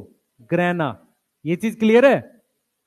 ठीक है, अब देखो, एनसीईआरटी ने क्या किया है, और ये नॉर्मली किसी और बुक में ऐसा मिलता नहीं है, ये वाला जो है ना, इसको हम स्ट्रोमल लैमिली लिखते हैं, ठीक है, स्ट्रोमल लैमिली। ध्यान से सुनना जो मैं बोलने वाला हूं। हम कुछ बुक्स में देखते हैं कि इसका नाम इंटरग्रेनल थाइलाकॉइड भी होता है। एक्चुअल में एनसीईआरटी क्या कह रही है, ये वाला जो थाइलाकॉइड है बीच में, जो और थाइलाकॉइड्स के बीच में, ये इंटरग्रेनल है। मेरी बात समझ में आ रही है? किसी को मेरी बात समझ में आई? मैं क्या बोलना चाह रहा हूं, मैं ये कहना चाह रहा हूं, कुछ बुक्स में ये स्ट्रोमल लैमिली को ही दो ग्रेना के बीच का थाइलाकॉइड लिखते थे। आपकी एनसीईआरटी क्या लिख रही है, ग्रेनम या इंटरग्रेनल थाइलाकॉइड ऐसे लिख रही है। तो वो क्या कर रही है, इसी वाले को क्या बोल रही है, जो बीच में है ना ये, इनको इंटरग्रेनल थाइलाकॉइड्स बोल रही है, ऐसा कुछ बोलना चाह रही है। ठीक है, आप ध्यान में बस ये रखो कि ये ग्रेनम है, ये सिंगल थाइलाकॉइड है, और इसका नाम क्या है, स्ट्रोमल लैमिली। क्या नाम है, स्ट्रोमल लैमिली। इसके अंदर की जगह को हम क्या बोलते हैं, ल्यूमन। क्या बोलते हैं, ल्यूमन। अब यहां पर ध्यान देना, क्या यहां पर डीएनए प्रेजेंट है, डीएनए है, यस सर। तो डीएनए है यहां पर, और क्या क्या है, डीएनए है और आरएनए है और राइबोसोम्स है। ठीक है, यहां से समझ में आ रही है? अच्छा, स्ट्रोमा में कौन सा रिएक्शन होगा, डार्क रिएक्शन। और यहां पर मेरे पास क्या प्रेजेंट होंगे, इस पर पिगमेंट्स। क्या प्रेजेंट होंगे, इस पे पिगमेंट्स होंगे। बेटा जो बच्चे ध्यान से नहीं देख रहे हैं, प्लीज ध्यान से देख लीजिए कुछ चीजें। पहला, ये आउटर मेम्ब्रेन है, ये इनर मेम्ब्रेन है, इसके बीच में कोई ऐसा कोई प्रोसेस नहीं होता जो हमें याद करना है। इस लिक्विड को हम स्ट्रोमा कह रहे हैं, यस। ये थाइलाकॉइड का एक थाइलाकॉइड है, इसके अंदर की जगह को ल्यूमन कह रहे हैं। ल्यूमन के अंदर, अगर आपको नहीं याद हो तो याद कर लो, यहां पानी टूटता है और क्या बनता है, ऑक्सीजन बनती है। याद रहेगा ये, ठीक है। इसको स्ट्रोमल लैमिली कह रहे हैं, यस। इसको कह रहे हैं ग्रेनम, बहुत सारे ग्रेनम को ग्रेना। ये डीएनए है, यहां पर आरएनए होगा और क्या है, राइबोसोम्स है। ठीक है, दो चीजें होंगी यहां पर। डार्क रिएक्शन क्या बनाएगा, कार्बोहाइड्रेट, सही है। और लाइट रिएक्शन क्या बनाएगा, लाइट रिएक्शन क्या बनाएगा,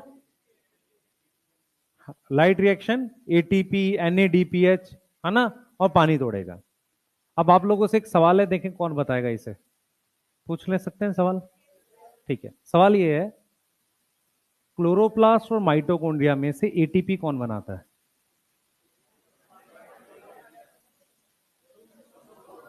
एटीपी दोनों में बनती है, किसी को पता है ये बात? सबसे पहले तो ये याद करो, एटीपी दोनों में बनती है। ठीक है, क्लियर है? तो हमारे सेल में क्लोरोप्लास्ट क्यों नहीं होना चाहिए फिर, अगर एटीपी बना सकता है तो? कोई डिफरेंस है दोनों की एटीपी बनाने में? मैं इंडिविजुअली पूछूंगा। हाँ बताओ भाई, कोई डिफरेंस बता सकता हो? कौन बताएगा क्या डिफरेंस है? हाथ खड़े करना जिससे पूछो फिर, बता बेटा।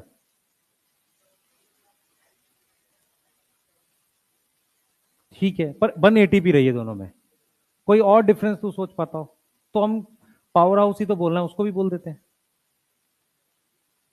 दिक्कत कहां है, तू बता।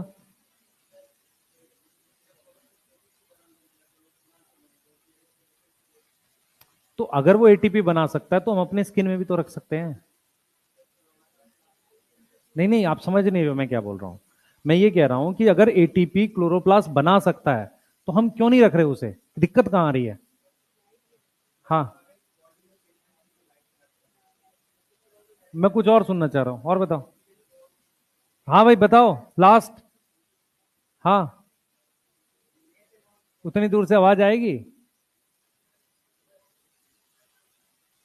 एनिमल को फोटोसिंथेसिस की जरूरत नहीं है। ठीक है, बढ़िया, बैठ जा, सही लग रहा है कुछ। हाँ बता।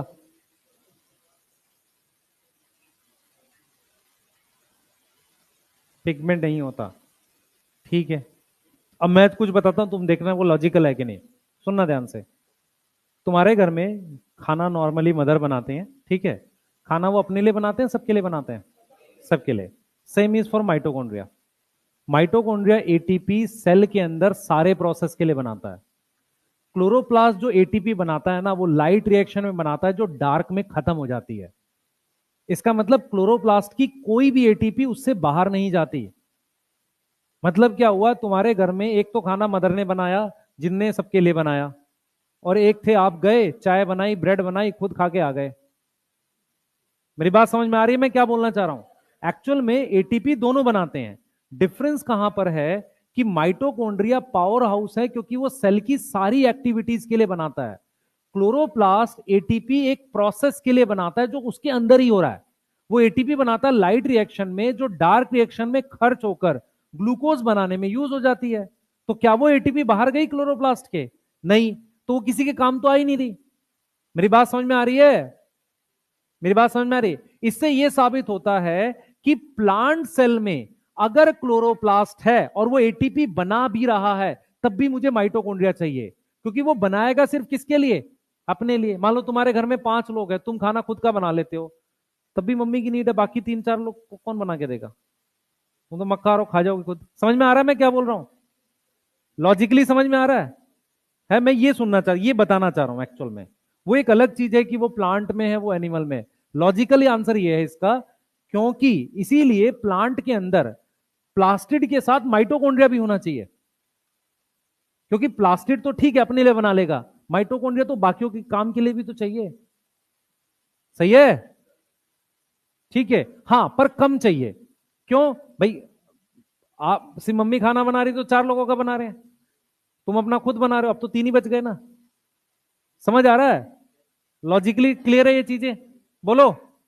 ठीक है, सही है। तो एक चीज कर सकते हैं इसमें आगे, एक बार डिटेल लिखें। आउटर मेम्ब्रेन, हाँ भाई, आउटर मेम किसी ने बनाया? ड्रॉ कर लो पहले एक बार, चलो ड्रॉ कर लो फिर करते हैं। लिख लिया? लिख लो, 1-2 मिनट है, जल्दी करो। किसमें सिंगल डीएनए लिखा हुआ है? यार दिक्कत यह है कि अकेले डीएनए का मैं करूंगा क्या? डीएनए के साथ आरएनए होना चाहिए ना। आरएनए, राइबोसोम, तभी तो प्रोटीन बनेगी। सही है? लॉजिकली भाई बिना डीएनए आरएनए के तो नहीं होगा ना, डीएनए तो आरएनए में होना चाहिए। वो सिर्फ वायरस में होता है, डीएनए आरएनए नहीं है। लेकिन हर लिविंग सेल में या ऑर्गेनल में डीएनए के साथ क्या होगा? आरएनए भी होगा। लिख लो, जल्दी बना लो। चलें आगे।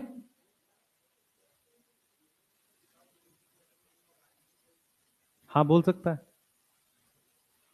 और human cell without nucleic acid बोल सकते हैं आरबीसी को?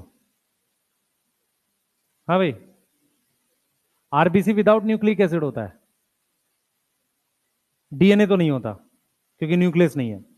तो क्या उसमें हमने कुछ आरएनए रखा हुआ है बाद में प्रोटीन बनाने के लिए? यस। मतलब न्यूक्लियस से जो भी आरएनए चाहिए थे बना के छोड़ दिए उसमें, तो प्रोटीन बनती है उसमें थोड़ी बहुत। ठीक है, दोनों बातों में फर्क है भाई। चल रहे हैं आगे। चलो भाई लिखना स्टार्ट करेंगे। आउटर मेम्ब्रेन बताओ किसकी लेयर है?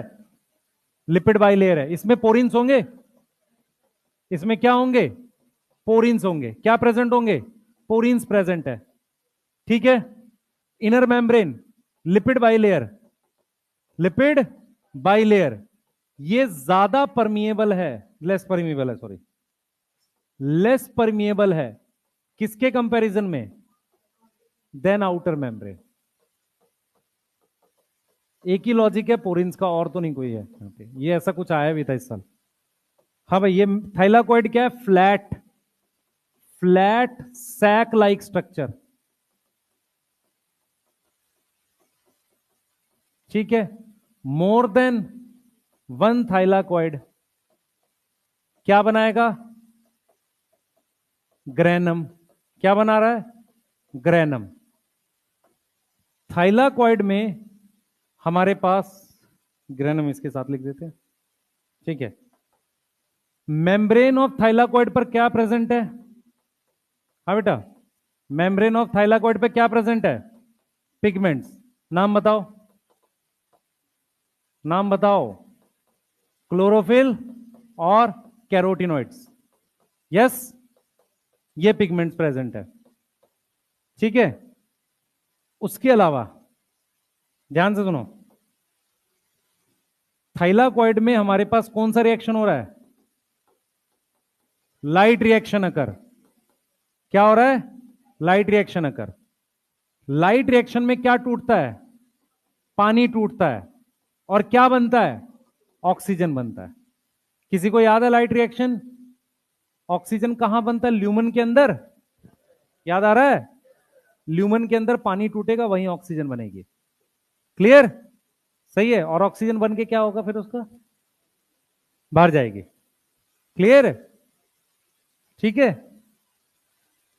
अब हमारे पास बात कर रहे हैं किसकी? स्ट्रोमा की। हाँ भाई, स्ट्रोमा में बताएं क्या क्या हो रहा है। सबसे पहले डार्क रिएक्शन।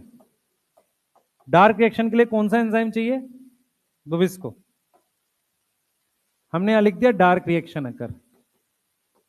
डार्क रिएक्शन में मेरे पास किसकी सिंथेसिस हो रही है? कार्बोहाइड्रेट, जिसको हम लिखते हैं शुगर, सिंथेसिस अकर। यस, ठीक है। दूसरा, इसमें कौन सा एंजाइम प्रेजेंट है? रुबिस्को एंजाइम प्रेजेंट है। यस, डार्क रिएक्शन में ये वाला एंजाइम मेन है। उसके अलावा स्ट्रोमा में मेरे पास डीएनए है। डीएनए कैसा है? Same, single, double strand, circular. Yes और नो? सर्कुलर डीएनए है। Single, double strand, circular DNA है। एक डीएनए है, डबल स्ट्रैंड है, सर्कुलर है। ठीक है। राइबोसोम है, कौन से वाला? Ribosome 70S। उसके अलावा आरएनए भी प्रेजेंट होगा। ये सारी चीजें मिलके किसकी सिंथेसिस कर रही है? प्रोटीन सिंथेसिस हो रही है। क्या हो रही है? प्रोटीन सिंथेसिस हो रही है। सबके पास, जिसके पास एनसीईआरटी है, एक बार जरूर से खोल के फोटोसिंथेसिस चैप्टर में क्लोरोप्लास्ट का डायग्राम देखो। वहां पर उसने स्टार्च ग्रेन्यूल या कुछ ऐसा भी लिखा हुआ है। चेक करो, देखें जल्दी जल्दी, फास्ट।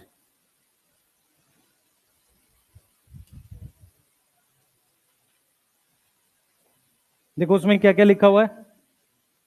सबसे बाहर आउटर इनर मेम्ब्रेन हो गई, स्ट्रोमल लेमिले ग्रेना हो गया, स्ट्रोमा राइबोसोम, कुछ लिपिड की ड्रॉपलेट और स्टार्च ग्रेन्यूल। ये स्टार्च ग्रेन्यूल कहां से आया? जो ग्लूकोज बनेगा ना, उसको स्टार्च की फॉर्म में स्टोर कर रहे हैं क्लोरोप्लास्ट में। ये बात समझ में आ रही है? सही है? ठीक है। किस पेज पे? मैं ये कह रहा हूं बेटा, मैं कह रहा हूं फोटोसिंथेसिस चैप्टर में वो डायग्राम जो बना हुआ है, वहां पर एडिशनल चीज जो लिखी है ना, स्टार्च ग्रेन्यूल लिखा है। तो जो स्टार्च हम, मतलब जो हम कार्बोहाइड्रेट बनाते हैं ना, उसको किस फॉर्म में स्टोर करते हैं? स्टार्च के ग्रेन्यूल। Why granule? क्योंकि ग्रेन्यूल इनसॉल्युबल फॉर्म होती है। स्टार्च उसी फॉर्म में रखना चाहिए। ग्लूकोज की फॉर्म में चीज स्टोर नहीं कर सकते। कर सकते हैं? नहीं, प्रॉब्लम है। ठीक है, नोट करो।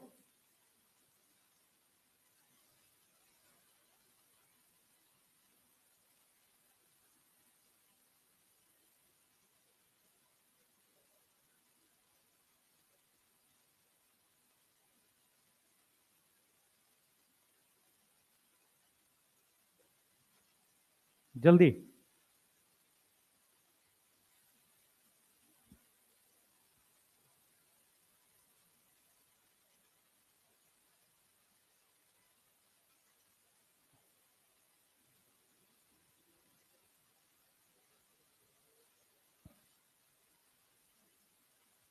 कुछ पूछना है किसी को? प्लीज पूछो। कुछ नहीं पूछना? लास्ट किसी को बेटा, जो देश के दूसरे कोने में बैठे हैं कुछ लोग, कुछ पूछना चाह रहे हैं? हैं? कुछ नहीं?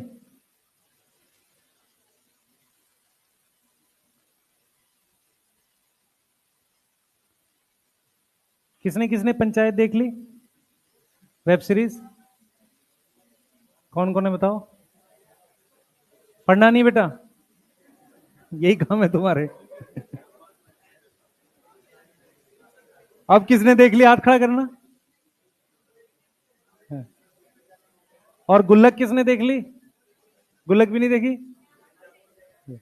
बेटा इसलिए कह रहा हूं, पढ़ाई कर लो इस साल, जो 2 महीने का टाइम मिलेगा ना। और तुम किस्मत रही पेपर भी लीक हुआ, तो 3 महीने का मिलेगा, लकी रहे तो तब देख लेना, ठीक है? नहीं, कुछ तो कहेंगे तुम्हारे तो यहाँ पे सेंटर भी है जहां से लीक हो सकता है आसपास से, नहीं? हाँ, अरे नहीं है, था यार, वो एडिटेड था, गड़बड़ है, वो टेलीग्राम पे नहीं था। हाँ, गड़बड़ है, मैं तेरे को बताता हूँ क्या हुआ है। अभी कनेक्शंस निकल रहे हैं, अभी वो 8 तारीख तक पता नहीं क्या निकल के आ जाएगा। ठीक है, अभी चलने दे, मस्त चल रहा है एकदम।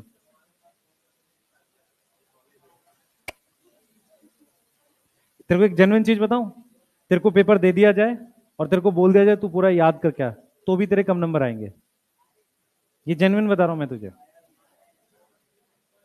रीजन बता रहा हूं उसका। देख, अगर तुझे आता होगा तो तुझे पेपर की जरूरत नहीं है, नहीं आता होगा तो तू आंसर सेम याद करके जाएगा, पर सेट अलग है ना वहां अंदर। तो 200 चीज पहचानेगा कैसे जब तूने पढ़ाई नहीं है? तो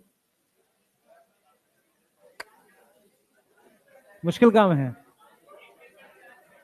बस भाई, किसी को ऐसा कुछ नहीं मिलने वाला। हाँ बेटा, हाँ बोल बोल, बोल बोल। हाँ, क्लोरोक्रोमो दोनों पिगमेंट्स इकट्ठे कर दिए ऊपर से लाके, सेम कैरेट में भी तो कर रहे हैं, कैरेट में भी। हाँ बेटा, हाँ हाँ, तो क्लोरोप्लास्ट का 70S का राइबोसोम है जो छोटा होता है 80S से। 80S साइटोप्लाज्म लिखा है, पढ़ तो सही, साइटोप्लाज्मिक लिखा है। आगे चलेंगे बेटा, चलो। तुम लोगों ने सब्जी बेच ली हो तो इधर जान दो, ये कर रहे हैं। ये सबसे इंपॉर्टेंट कंपैरिजन है क्वेश्चन के लिए। क्या कर रहा भाई? हाँ, सबसे इंपॉर्टेंट कंपैरिजन है क्वेश्चन के लिए, स्टार्ट करो। मेम्ब्रेन डबल, यस, इसमें भी क्या है? Double. DNA single, DNA circular और डबल स्ट्रैंड सेम, ठीक। सेमी ऑटोनोमस, यस यस, दोनों सेमी ऑटोनोमस है। Ribosome 70S, 70S। तुम बचपन से ऐसे ही होगे कि एक 70 लिखा तो दूसरा 80 लिखेंगे, क्या मतलब है इस चीज का? बेटा दोनों में 70S है। वो जो लास्ट लाइन पता है क्या लिखी हुई है? लास्ट लाइन में लिखा हुआ है 70S राइबोसोम मिलता है, जबकि साइटोप्लाज्म में 80S मिलता है। समझ में आ रहा है? ठीक है, ये लिखा है। इधर आ जाओ, प्रोटीन सिंथेसिस, यस, कहां होगी? मैट्रिक्स, इसमें यस, कहां होगी? स्ट्रोमा। एटीपी सिंथेसिस, यस, इसको पावर हाउस कह रहे हैं, इसमें यस, पर वो एटीपी यूज होगी डार्क रिएक्शन में, बाहर नहीं जाती, वहीं खर्च कर लेते हैं। ठीक है। शेप सिलेंड्रिकल सॉसेज, इसकी शेप फ्लैट, लेंस या डिस्क शेप लिख लो। साइज, लेंथ लिखेंगे सिर्फ 1 से 4 माइक्रोमीटर, 5 से 10 माइक्रोमीटर, बैक्टीरिया से बड़ा है ये। Respiration, yes, aerobic, no. Photosynthesis, no, इसमें यस। और इसमें फोटोसिंथेसिस करते वक्त ये क्या बनाएगा? पानी ब्रेक करेगा, O2 फॉर्म करेगा। ठीक है, क्लियर है? और कोई चीज हम इसमें ऐड करना चाहें? ठीक है, अच्छा हाँ बेटा, सेमी ऑटोनोमस का मतलब, मेरी बात सुनो, अभी मैं करवा भी रहा हूं। सेमी का मतलब होता है आधा, ऑटोनोमस आत्मनिर्भर। माइटोकॉन्ड्रिया, बेटा मैं फिर रिपीट कर रहा हूं, आप लोग प्लीज ध्यान से पढ़िए, नहीं तो कुछ बेसिक चीजें छूट जाएंगी। सेमी ऑटोनोमस का मतलब होता है आधा आत्मनिर्भर। इसकी कुछ प्रोटीन ये खुद बना लेता है, कुछ प्रोटीन न्यूक्लियस की वजह से साइटोप्लाज्म में बनकर अंदर आती है। मेरी बात समझ पा रहे हो? कुछ प्रोटीन ये खुद बना लेता है और कुछ प्रोटीन बाहर से इसमें अंदर आती है, ठीक है। और बाहर से अंदर कहां से आती है? पोरिन्स की मदद से। किसी के पास ट्रांसपोर्टिन प्लांट होगा अपनी एनसीईआरटी में अभी कि डिलीट हो गया? एक बार उसमें तीसरा पेज खोलो, तीसरे पेज में मिड में जाओ, पोरिन्स के बारे में पढ़ो, आपको आइडिया लग जाएगा।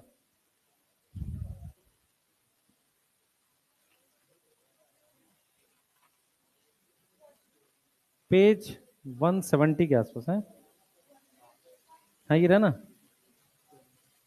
पोरिन्स। इस वाले पेज की बात कर रहा हूं बेटा मैं, ये वाला पेज ऐसा, इस पे पोरिन्स के बारे में एक लाइन पढ़ो, आपको समझ में आ जाएगा।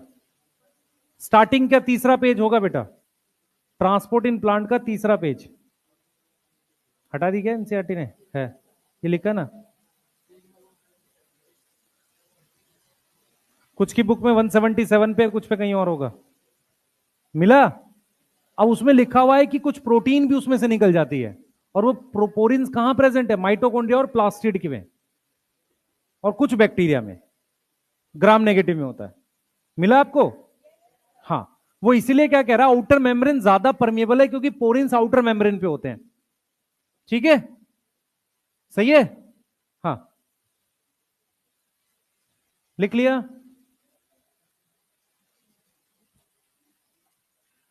बस आप लोग कहां से हैं? कितने नंबर है? 690 है, दोबारा होगा पेपर। सही है। और तेरे कितने? 652 है। ठीक है यार, कॉलेज तो मिल जाएगा, अभी मिलते हैं, क्लास खत्म हो जाए, ठीक है।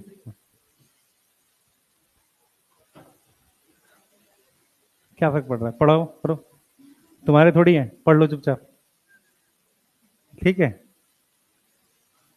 जिसके जितने ज्यादा उतनी ज्यादा गाली खा रहा है सोशल मीडिया पे, है ना। 720 वाले तो सारे ही खा रहे हैं, उनको बच्चे पर्सनल मैसेज लिख रहे हैं। मेरे को बोल भी रहा था वो जो बिहार का बच्चा, क्या नाम है उसका, तथागत, उसका मैसेज आया था, कह रहा सर बच्चे मुझे भी लिख रहे हैं, ठीक है। सबको 720 को तो सबको लिखना चाहिए। नहीं, देखो बेटा सिस्टम कितना खराब है आप देख लो, और ये रियल में खराब बात है कि 720 लाकर भी बच्चा खुश नहीं है, क्योंकि पता नहीं क्या होगा, नहीं, ठीक है। हैं, चलो कोई नहीं, लिख लो एक बार, चलो एक बार एनसीईआरटी पढ़ो, सारे खत्म करो।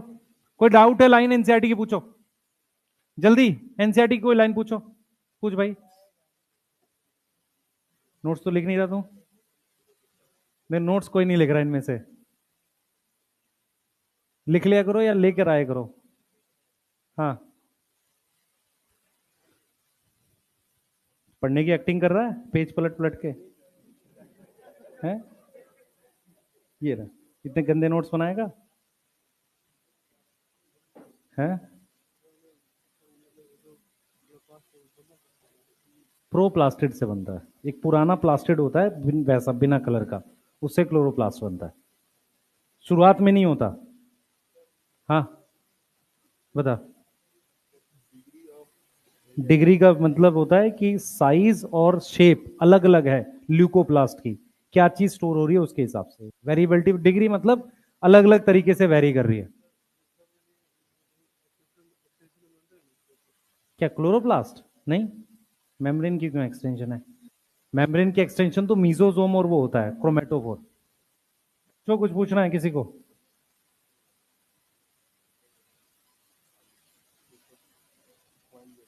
है, कॉइन जैसा है ना, पाइल्स ऑफ कॉइन, मतलब एक के ऊपर एक कॉइन रखा है। जल्दी करो, पूछ लो, कुछ पूछना है किसी को? नहीं पूछना है? तो ठंड लग रही है भाई? बुखार लगा है, सही है, बुखार लगना अच्छी बात है। हाँ है। डिस्क मतलब पतला, फ्लैट, चपटा। एक चीज और सुने ध्यान से बेटा, क्लोरोप्लास्ट चपटा होना चाहिए ताकि लाइट जा सके उसके अंदर। आप समझो मैं क्या बोलना चाह रहा हूं। अगर क्लोरोप्लास्ट की शेप कुछ ऐसी है ना तो ज्यादा आसानी से लाइट जाएगी इसके कंपैरिजन में, ठीक है। तो फ्लैट होना अच्छा है इसके लिए, है। लाइट पेनिट्रेट कर पाएगी और क्या भाई। स्टेम ऐसी होती है, रूट ऐसी होती है, लीफ को चपटा क्यों बनाया? सही है ना? हाँ, सिंपल लॉजिक है। लॉजिक सिंपल ही होते हैं, खतरनाक थोड़ी होते हैं। इधर देख बेटा, ये सेमी ऑटोनोमस के लिए लिखा है। क्या है ये, देख बच्चे, डीएनए से, ये डीएनए इससे क्या बना, ये आरएनए, आरएनए से प्रोटीन, वो इसके अंदर जा रही है। समझ आ रहा है? इसका मतलब क्या हो गया कि क्लोरोप्लास्ट और माइटोकॉन्ड्रिया, क्लोरोप्लास्ट और बेटा बात नहीं करो प्लीज आप लोग। क्या होगा आप समझ नहीं रहे हो। आप में से बहुत सारे बच्चों के बेस कमजोर है, वो कमजोर ही रह जाएगा अगर आप बात करेंगे आपस में। ठीक है? Chloroplast and mitochondria can synthesise some protein, some protein. अब क्या होगा, and some protein can come out, can enter from outside, जो किसकी हेल्प से सिंथेसाइज है, synthesise with the help of, synthesise with the help of nucleus. इसलिए इसको semi autonomous कह रहे हैं। इसलिए क्या बोल रहे हैं इसको, सेमी ऑटोनोमस। मतलब क्या हुआ, कुछ प्रोटीन ये खुद बना लेते हैं, कुछ बाहर से आती है। सही है? बोलो। ठीक है, अब एक चीज और समझो ध्यान से बेटा, हम डीएनए के लिए अलग अलग शब्द यूज करते हैं। पहला वर्ड यूज करते हैं जीनोमिक डीएनए, वो न्यूक्लियस का डीएनए होता है। प्लाज्मिड को एक्स्ट्रा क्रोमोसोमल डीएनए कह सकते हैं। माइटोकॉन्ड्रिया और क्लोरोप्लास्ट के डीएनए को साइटोप्लाज्मिक डीएनए कहते हैं, क्योंकि दोनों ऑर्गेनल कहां हैं, साइटोप्लाज्म में। ठीक है? न्यूक्लियस के डीएनए को कौन सा डीएनए कहेंगे, जीनोमिक डीएनए। यस, सही है। इसका जो डीएनए वो कौन सा डीएनए कहलाता है, साइटोप्लाज्मिक डीएनए। साइटोप्लाज्मिक डीएनए, लेकिन वो है किसमें, ऑर्गेनल में। किसमें प्रेजेंट है, ऑर्गेनल में। ठीक है? अब किसी ने कोई एक टर्म पढ़ी है, मैं बता देता हूं, अगर आपको अभी सुनना है अभी सुन लो, जेनेटिक्स में काम आएगा। किसी ने मैटरनल इफेक्ट सुना है? मैटरनल इफेक्ट क्या होता है? नहीं सुना है, वो बताना पड़ेगा ना, क्या होता है, कौन बताएगा? मैटरनल इफेक्ट क्या होता है? हाँ, एक्चुअल में क्या है, आप सुने ध्यान से, सारे बच्चे सुनेंगे, सुन लो ध्यान से। मैटरनल इफेक्ट का मतलब होता है कि जैसे एग और ओवम फ्यूज होते हैं, जो सॉरी एग और ओवम कैसे फ्यूज होता है, स्पर्म और ओवम फ्यूज होते हैं, स्पर्म से न्यूक्लियस आता है। ठीक है? न्यूक्लियस के साथ, ध्यान सुनेंगे, न्यूक्लियस के साथ हम लोग जैसे सेंट्रियोल आ सकता है, माइटोकॉन्ड्रिया नहीं आता।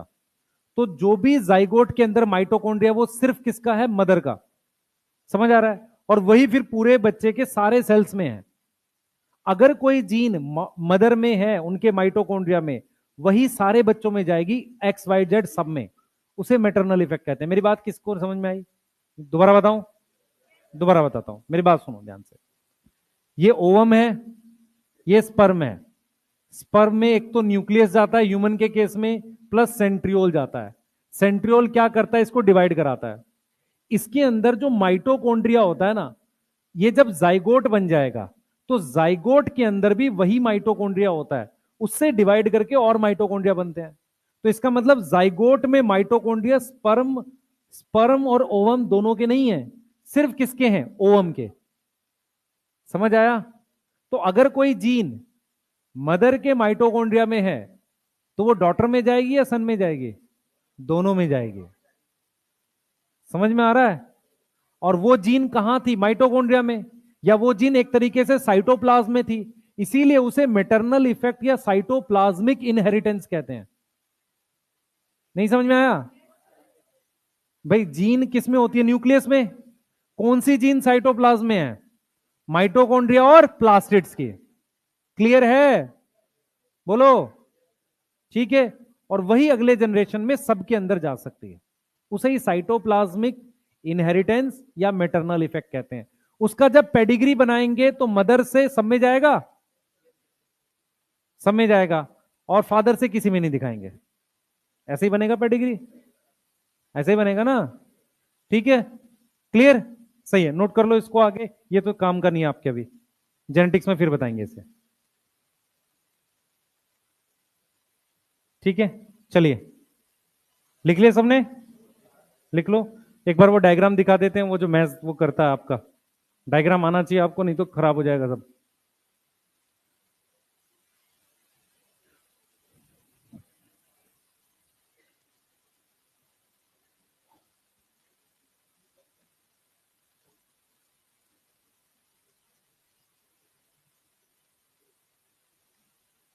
लिख लो जल्दी बेटा। बच्चे अपने नोट्स याद करने स्टार्ट कर दो, 1 से 2 दिन में याद कर लो पूरा सेल का, ताकि चैप्टर खत्म हो जाए क्वेश्चन बना के। आप वेट करोगे, अच्छा समय आएगा, कभी अच्छा समय आएगा नहीं, और सैटरडे संडे के चक्कर में आप रहते हो, वो दिन पूरा खराब होता है आपका। नहीं, सैटरडे इसलिए खराब करते हो, संडे पढ़ेंगे और संडे कहते हो अभी शुरू करेंगे, फिर शाम तक ही आ जाता है, नोट्स रिवाइज कर लेता हूं, कल क्लास करनी है। आप दोनों दिन नहीं पढ़ते। सही है, असल सिचुएशन ये है। पढ़ना मुश्किल नहीं है, डेली पढ़ना मुश्किल होता है। चलिए स्टार्ट करते हैं।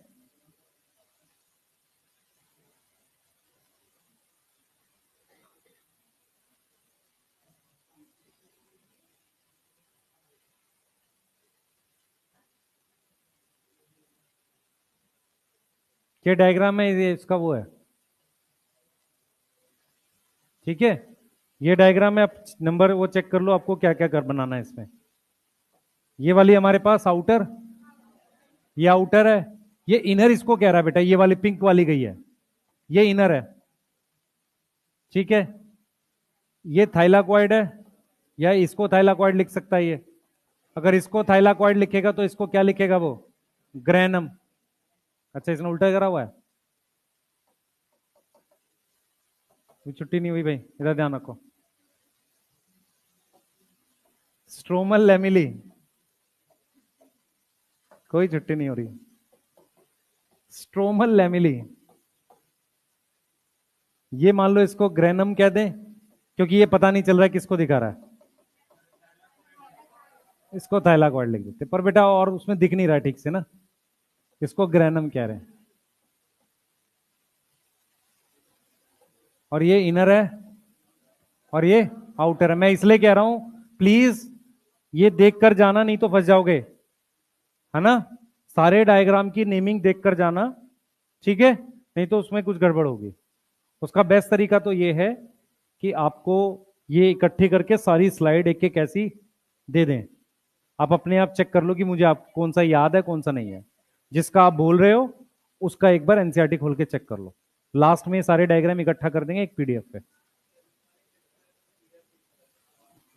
मैं यही कह रहा था, वो आज प्रिंटिंग में था, थोड़ा हल्का था। ठीक है, चलो ठीक है, कल पढ़ रहे हैं इसको, आगे छोड़ दो।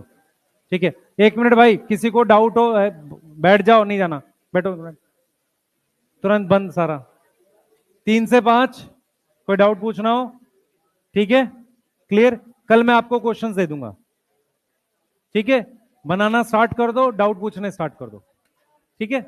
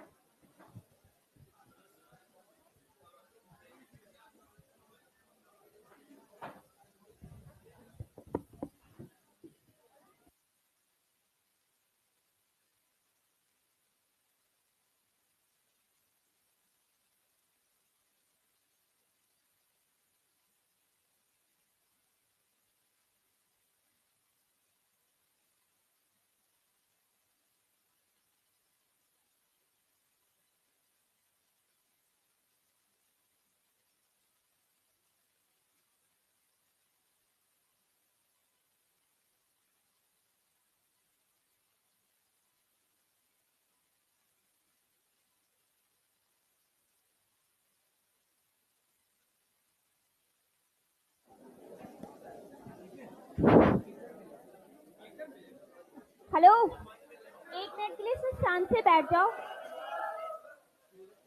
ये क्या तरीका है? स्कूल के बच्चे थोड़ी हो आप लोग। जो जा चुके हैं वो रहने दो, इतना काफी है।